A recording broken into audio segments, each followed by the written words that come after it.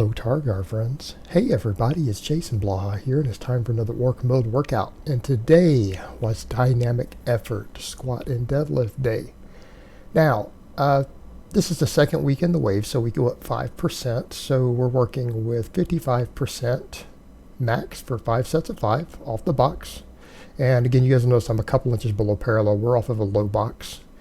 And we run 25% accommodating resistance. So 25% chains. And actually, I think I'm a hair under that now that I've looked at the math, but that's okay. I'm 20 something, low 20% on the chains. That's okay because I have to think 105 pounds of chains. Well, we know my box squat max is higher than 4 times that by a little bit, not by a lot. So we're still in the right ballpark, close enough because I'm like 3 pounds over on the bar weight. So it all balances out in the end. We're close enough, although I probably will dial that in a little closer. No point in being that exact about it though, as long as we're real close. Because again, it's all about the speed anyways and the varying loads. The speed work went really good, went great today actually. The only thing that messed up is that I didn't get my fifth set on camera. Like you guys will see me at the end over there fiddling with the camera and I just left the footage in of me hitting the button of coming back and going, wait, what? Because I came over and hit the button and it didn't turn off, it turned on. So I guess the camera didn't start for the fifth set. Now, if this had been a max effort lift and I missed a PR, I would have been upset. But losing one set of dynamic work, not the end of the world. But for the record, I did do 5 sets, not 4. For those who are counting and they go, oh, man, what happened? There's only 4 sets. No, I did 5. I just had a camera mishap. And that's what happens when the camera goes wrong. Files don't get corrupted and you get part of the file. You lose the whole file. So in that case, I guess the camera just didn't record correctly, and so it turned off as soon as I hit the button. And then when I came back over and hit it, it turned on. So we had no file there that I could see. Or maybe I just got in my zone and I forgot to hit record. Who knows? Doesn't matter. Like I said, at least it wasn't a max lift. At least it was not a max lift. Now, one of the things we're going to note here, and this just kind of goes to show that when you get on something like a keto diet and you follow your diet perfectly, I think a little leaner today, and I was surprised because when I stepped on the scale this morning, I'm like, what the heck? I gained 2 pounds. I'm sitting at 220 pounds this morning. I normally stay 218. It's like, where did that come from? I didn't eat carbs yesterday. Nothing like that happened. I'm like, okay. And then I started training, right? And then I started looking at the footage and I'm like, wait a minute. When you see some of the deadlifts, you guys will see what I'm talking about. It's like, wait a minute, a little bit of upper ab showing there, a little bit more quad. What's going on? Am I losing some fat? Now, it's not pronounced. I mean, I'm not like ultra lean or anything by any stretch of the imagination. And I probably need to lose. Realistically, even for weight class purposes, I probably need to lose another 10 pounds of fat over time. Right? I think most of us agree on that. From a peak athleticism perspective, I could stand to lose 9 or 10 more pounds of fat. But I'm getting leaner, and that loose skin is a little tighter. And I noticed that today with the belt, like even when it cinched around the loose skin, the belt was a hair looser. It's like, okay, well, something's happening. I'm not going to complain, especially when I gained weight. That was a thing that's always weird with your scale weight. I thought maybe I was going to be bloated on camera. It's like, oh, why did I step on the scale at 220? Oh, well, like I said, I'm not going to complain. I look a hair leaner and I gained 2 pounds. Like I said, I'm not going to complain. All right, I'm just going to accept it as a positive thing. Sumo pulls, we did 20 sets today. So right now my speed days are going to be a little more deadlift focused. I want to put more quad focus on my max effort days. Right? So I'm going to do more of the hip belt squats. We're going to be a little more posterior chain focused on my dynamic days. So I'm going to go ahead and do the 20 sets, try to do the 20 sets of deadlifts every time. And then I'm not going to worry about things like the hip belt squats. I'm only going to do the hip belt squats once a week. And I'm going to really push the crap out of them on the day that I do them. Because we're still getting the whole posterior chain. We're getting the quads. All that's getting worked. I mean, sumo deadlifts work your quads. Box squats work your quads.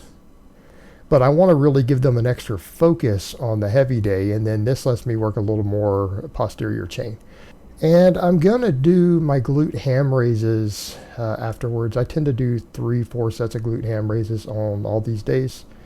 Now, I may cut those out if I start doing good mornings again. I eventually want to rotate in good mornings, but what I'm doing on my off days right now, I'm doing a little bit of neck work because I feel like the safety bar squats press on my neck too hard and they were really giving me almost exertion headaches. And I feel like the safety bar good morning, particularly with change, is a fantastic lift. I used to do that. And I want to start doing it again, but I feel like I just need to strengthen my neck up more first. So I actually do, right now, my off days are when I do all my core work and I do a little neck work and all that stuff, right? That's actually what I do. But I don't do the full, oh, let's work the neck from every angle. I only care about the angle where the bar is pressing on it, right? So, or what you think about from neck bridges and stuff for wrestlers and MMA guys. That's all I'm concerned with, right? So I do 5 sets of that. I do 5 sets of glute ham device sit-ups, and I do 5 sets of hyperextensions on Wednesday and Saturday. So that gives me 10 total sets a week. So that's enough for a training response, right? These are all muscles that get worked in other exercises, but then I give them 5 sets twice a week of direct work, which is enough volume to get a training effect. And that should be enough. If I need to do more than 10 sets of abs or lower back or neck extensors per week, that's a problem. That should be more than adequate volume. It's just secondary movements. But yeah, 20 sets of this. And my thumbs are holding up great. And the main thing, though, is that chains are easier than bands. That's the one thing I noticed. My best hook grip training comes from the dynamic band pulls, right? So those weeks, I feel like my grip gets worked tremendously. Because even now, I mean, my thumbs are a little tender, but they don't really hurt, right? They don't hurt. So they're getting used to this, and then the extra grip work helps. So people will wonder, what do you do off camera on these days? I do glute ham raises, and then I do pinch blocks. So those are 2 exercises that don't get included on the filming, but they are done on my squat and deadlift days, right? So whatever you see here, throw in a couple sets for pinch blocks, maybe 3 sets of glute ham raises, and that's what I do. But for now, the glute ham raises are my main hamstring accessory. Because people ask me, what do you do for your hamstrings? It's like deadlift, the box squats, and I do glute ham raises. That's basically my hamstring work. And that's good enough. It gets it done. Still a lot of training volume. But yeah, the deadlifts, they all went good. And the thing is like I lose count. Like I've got to be careful. When I think I'm getting close to 20, I turn the camera off and I go plug it in and throw them on the computer, right? And then count and see how many. And like today, normally I take, I don't know, 30 seconds, 60 seconds, whatever. I just do them real fast, right? Because this is lightweight. And so I do short breaks for these, but then it's like I get a little longer break near the end for the last ones because I have to wait for it to all come on the computer and to load. And then I see, oh, I got 18, so let me come back and pull the camera off and do 2 more. And that's how I do it, because you can lose count very, very easily if you don't have some way to document it.